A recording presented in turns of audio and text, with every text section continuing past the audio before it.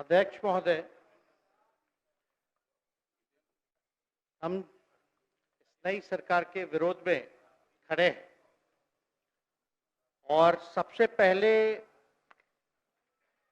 हम माननीय मुख्यमंत्री जी को धन्यवाद देना चाहते हैं कि लगातार 9 बार उन्होंने शपथ लेकर के इतिहास रचने का काम किया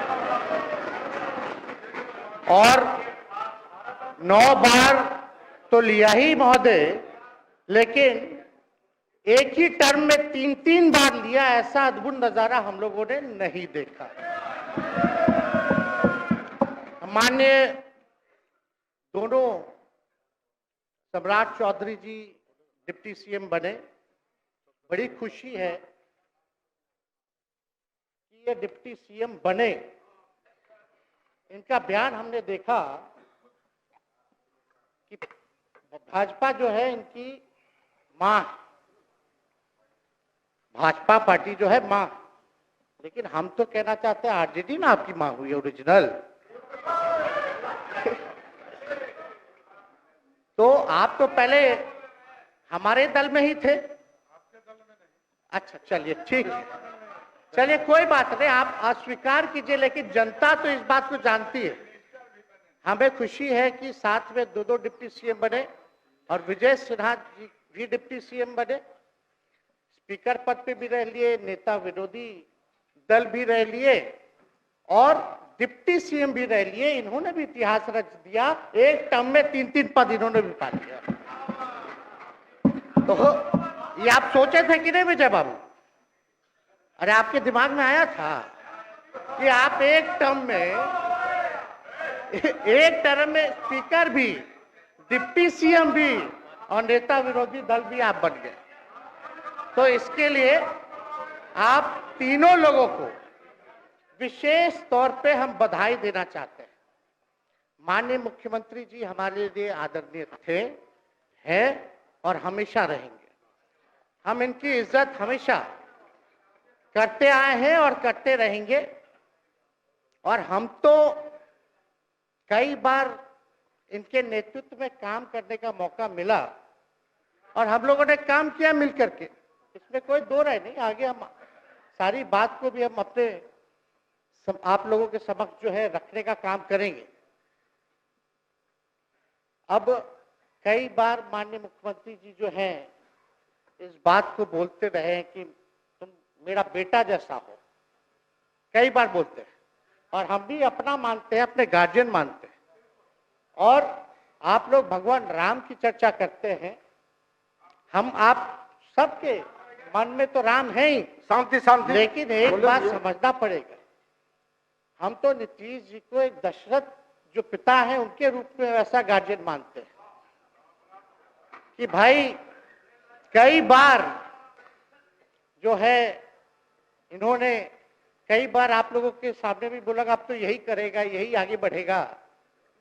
तो चलिए नौजवान लोग ना आगे बढ़ेगा, आगे काम करेगा, लेकिन कई बार मजबूरियां रही होंगी इनकी, जैसे दशरथ की मजबूरी थी, राजा दशरथ की, कि राम को जो है वनवास जो है भेज दिया गया। लेकिन उस बात को हम मानते हैं कि हम वनवास नहीं आए हैं, बल्कि हमको इन्होंने भेजा है जनता के बीच उनके सुख और दुख के भागीदार बनने के। पहले बार ही अपने से दूर किए, वो भी क्या मजबूरियां रही हमको नहीं पता, ना आपको पता, किसी को नहीं पता क्या मजबूरियां रही। लेकिन इन्होंने जब पहली बार जब दूर किया तो एक ही बात निकल के आया। क्या बात निकल के आया कि आप जो है एक्सप्लेन कर दीजिए, आपके ऊपर जो है मुकदमा है, केस है। जब दोबारा जब इन्होंने अपनाने का काम किया तो इन्होंने कहा कि सब बीजेपी वाला सब फंसाने का काम करता है, ईडी और सीबीआई लगा देने का काम करता है। देखिए हम तो आपको इज्जत देते हैं और आगे भी देते रहेंगे, लेकिन ये बात समझना पड़ेगा। और बिहार की जनता ये जानना चाहती है कि आखिर ऐसा क्या कारण है कि आप कभी इधर रहते हैं, कभी उधर रहते हैं, ये तो सब लोग जानना चाहता है, सब लोग की इच्छा है। आखिर क्या ऐसा हो गया कि आपको ये निर्णय लेना पड़ा? 2020 का हम लोग चुनाव जीत करके आए, मात्र बेईमानी के बाद 12,000 का डिफरेंस था पूरे महागठबंधन और एनडीए में। आप क्यों छोड़ के आए? आपने यही बोला था ना कि हम एनडीए इसीलिए छोड़ रहे हैं क्योंकि हमारे पार्टी को तोड़ा जा रहा है, हमारे विधायकों को प्रलोभन दिया जा रहा है। और आपने ये कहा था मर जाएंगे, मिट जाएंगी, तो आप कहते ही रहते हैं, हमेशा लगातार ही कहते रहते हैं। उस पे हम नहीं जाएंगे, लेकिन आपने तो ये कहा था कि भाई हम लोगों का एक ही लक्ष्य है, न प्रधानमंत्री बनना है, न किसी को मुख्यमंत्री बनना है, देश भर के विपक्षों को गोल बंद करके जो तानाशाह है उसको दोबारा नहीं आने देना है, इसीलिए ना आ पाए थे। और आप जब गवर्नर हाउस गए महोदय, मुख्यमंत्री जी, जब आप बाहर आए तो आपने बोला कि आपका मन नहीं लग रहा था। आपने ये बोला कि मन नहीं लग रहा था। मन नहीं लगेगा तो हम लोग नाचने गाने के लिए थोड़ी है, आपका मन लगाने के लिए। हम तो आपका साथ ना देने के लिए थे कि जो काम आप बोलते थे असंभव है, उसको हम लोगों ने मुमकिन करके दिखाने का काम किया।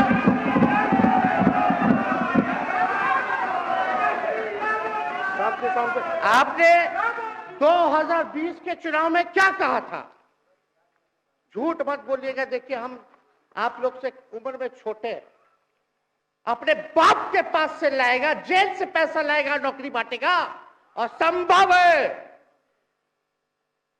क्या बोले थे?